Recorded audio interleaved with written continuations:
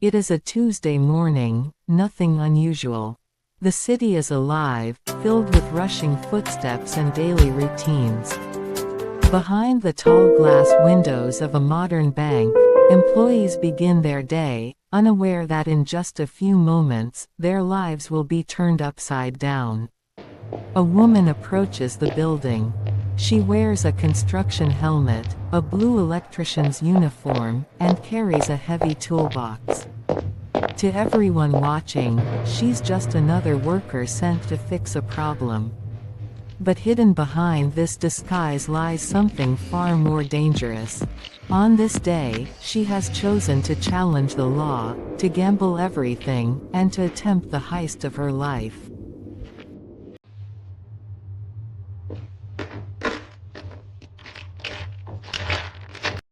Her name remains in the shadows, but her past has already written the prelude to this story. Raised in hardship, she grew up with a missing father and a struggling mother. Dreams of a better life slipped away too soon. Low-paying jobs, broken promises, a constant sense of injustice.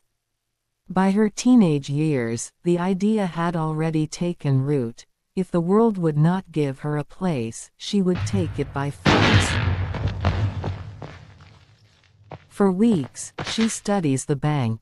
She memorizes schedules, observes the guards, times the armored trucks. Nothing is left to chance. Her disguise is meticulous: the electrician's uniform, the helmet, the reflective vest. She even rehearses technical phrases, in case anyone questions her.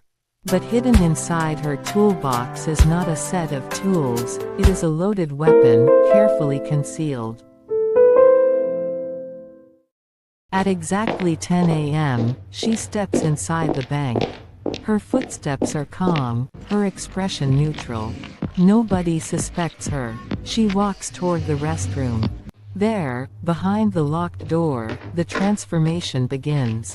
The electrician disappears. The criminal is revealed. She removes the uniform, pulls on a dark tactical outfit, slips on gloves, adjusts her mask. She stares into the mirror. Her breath is steady. Her eyes, cold as steel. In a few seconds, there will be no turning back. The restroom door bursts open. She storms into the lobby, weapon raised. Everybody down. She screams. Panic explodes. Chairs fall, papers scatter, clients cry out. Mothers shield their children, employees freeze in terror. The quiet order of a bank is instantly replaced by chaos and fear. And in that chaos, she feels in control. She owns the room. Time bends to her will.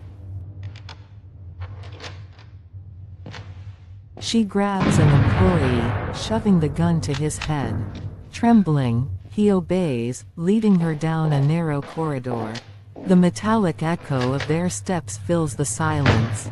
Finally, the vault door stands before them. Heavy, imposing, a fortress. But today, the fortress will open. The man enters the code with shaking hands. A mechanical thud, then a slow groan as the steel door unlocks. Inside, stacks upon stacks of cash. Millions. Her eyes widen. She throws open a duffel bag and begins to stuff it with money. Each handful feels like victory, each second like freedom within reach. Back in the lobby, hostages lie on the floor, terrified. A child sobs uncontrollably. His mother holds him tightly, whispering comfort, covering his eyes. An old man murmurs a prayer. A young employee, paralyzed, stares at the wall clock, watching the seconds crawl by. For them, time has stopped. Every sound, every movement, could mean life or death.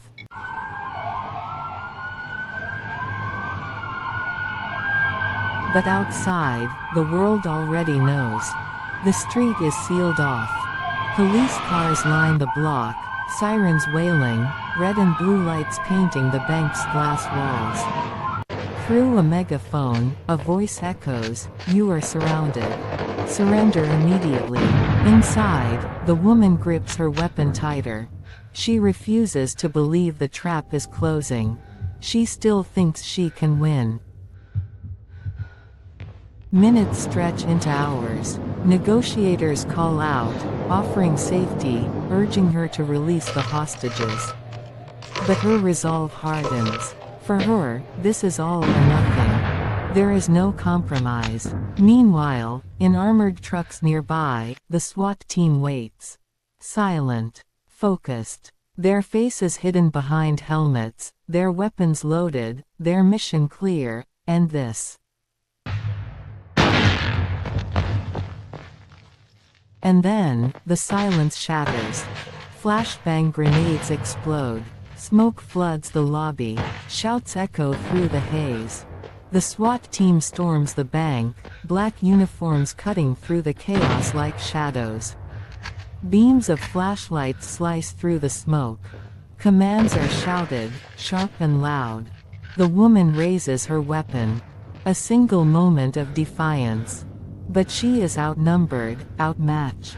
Within seconds, she is on the ground, pinned beneath armored gloves. Her duffel bag bursts open, money spilling across the marble floor. Her dream dissolves into dust. The hostages are freed, trembling but alive. Outside, cameras capture the scene. The woman in handcuffs, her head bowed, escorted by armored officers. The world now knows her not as a worker, not as a thief, but as a failure. The plan she thought flawless has collapsed. Months later, in a cold prison cell, she sits alone. The mask is gone. The uniform is gone. Only regret remains. She traded her freedom for a few minutes of adrenaline, a fleeting taste of power. And now, she pays the price. The story of the Electrician bank robber is a story of desperation, of illusions of power, and of inevitable downfall. A disguise, a plan, a moment of madness, undone by the relentless weight of reality. Because in the world of crime, escape is only an illusion. And the ending is always the same: shattered lives and broken destinies.